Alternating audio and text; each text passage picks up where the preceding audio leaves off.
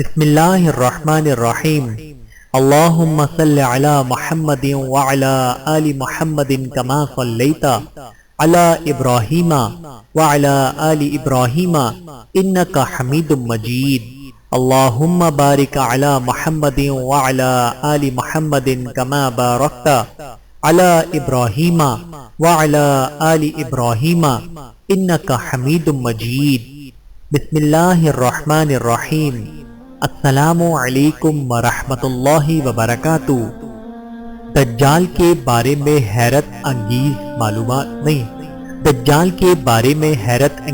معلومات۔ دجال یہودیوں کی نسل سے ہوگا جس کا قد تگنا ہوگا، دونوں پاؤں ٹیڑھے ہوں گے، جسم پر بالوں کی بھرمار ہوگی، رنگ سرخ یا گندمی ہوگا، سر کے بال حبشیوں کی طرح ہوں گے، ناک چونچ کی طرح ہوگی، بائیں آنکھ سے کانا ہوگا، دائیں آنکھ میں انگور کے بقدر ناخنا ہوگا، اس کے ماتھے پر کافر لکھا ہوگا جسے ہر مسلمان بآسانی پڑھ سکے گا۔ اس کی آنکھ سوئی ہوئی ہوگی مگر دل جاگتا رہے گا۔ شروع میں وہ ایمان و اصلاح کا دعویٰ لے کر اٹھے گا، لیکن جیسے ہی تھوڑے بہت متبعین میسر ہوں گے وہ نبوت اور پھر خدائی کا دعویٰ کرے گا۔ اس کی سواری بھی اتنی بڑی ہوگی کہ اس کے دونوں کانوں کے درمیان فاصلہ ہی 40 گز کا ہوگا۔ ایک قدم تا حد نگاہ مسافت کو طے کر لے گا۔ دجال پکا جھوٹا اور اعلیٰ درجے کا شعبدے باز ہوگا۔ اس کے پاس غلوں کے ڈھیر اور پانی کی نہریں ہوں گی۔ زمین میں مدفون تمام خزانے باہر نکل کر شہد کی مکھیوں کی مانند اس کے ساتھ ہو لیں گے۔ جو قبیلہ اس کی خدائی پر ایمان لائے گا، دجال اس پر بارش برسائے گا، جس کی وجہ سے کھانے پینے کی چیزیں ابل پڑیں گی۔ درختوں سے آ کر کہے گا کہ اگر میں تمہارے ماں باپوں کو زندہ کر دوں تو تم کیا میری خدائی کا اقرار کرو گے؟ لوگ اسبات میں جواب دیں گے، اب دجال کے شیطان ان لوگوں کے ماں باپوں کی شکل لے کر نمودار ہوں گے۔ نتیجتاً بہت سے افراد ایمان سے ہاتھ دھو بیٹھیں گے۔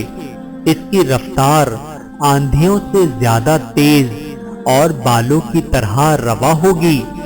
وہ کرشموں اور شعبدہ بازیوں کو لے کر دنیا کے ہر چپے چپے کو روندے گا۔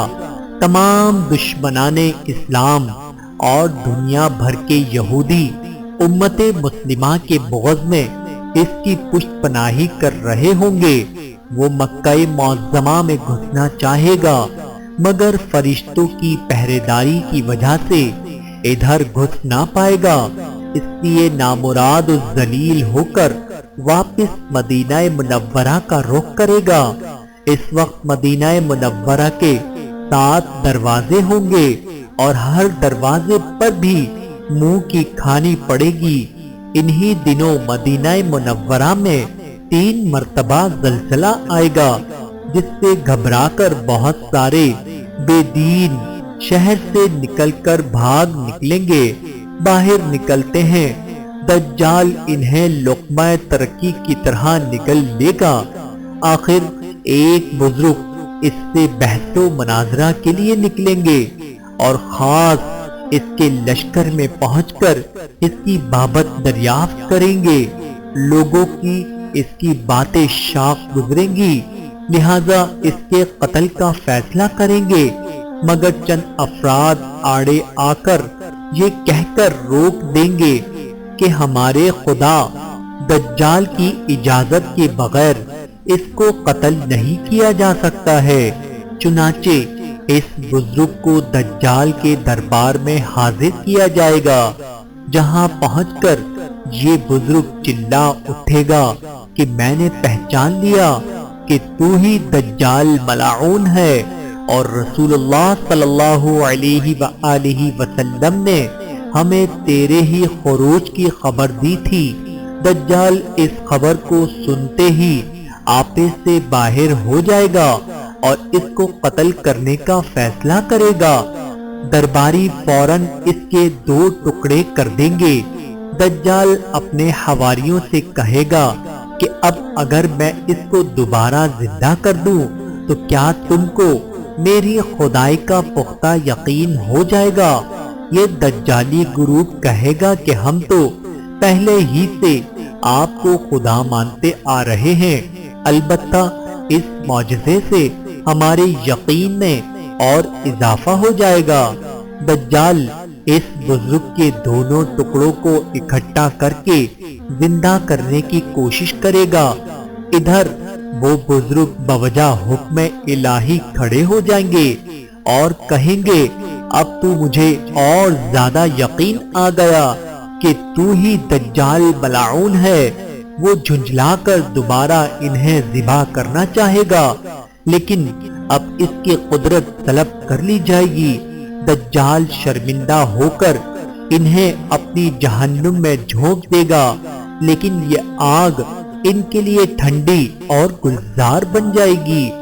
اس کے بعد وہ شام کا رخ کرے گا، لیکن دمشق پہنچنے سے پہلے ہی حضرت مہدی علیہ السلام وہاں آ چکے ہوں گے۔